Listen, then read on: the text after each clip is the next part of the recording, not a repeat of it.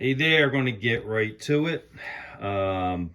Moved into this older home earlier in the year, and always fun figuring out what the previous owner did or didn't do, or how some of the systems were installed.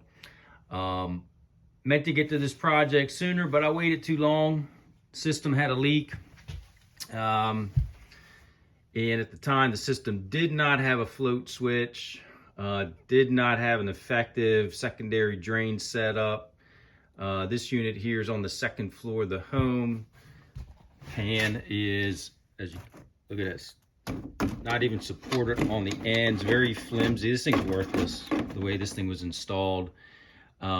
Even with a drain line hooked up to this, it's just so flimsy. The water got into the pan, leaked to a bedroom below, and obviously then had to go through the whole remediation process, ripping out insulation, which we've since replaced, drywall, carpet, the whole shebang. So this was my project here to kind of resolve this situation. I put in this SS1 float switch.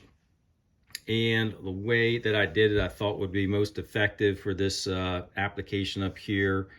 I went with a 45-degree elbow down to another 45 and put the SS1 switch in line here. My thought process was, let's get the float switch down at a level lower than the pan.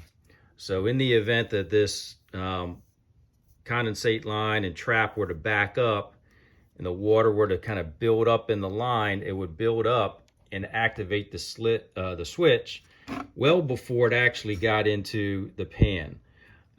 If it malfunctions somehow, it gets into the pan, I do have the that secondary port hooked up now. That had nothing in it, so that's kind of the backup measure. But this unit had nothing from a safety or a shut-off situation before.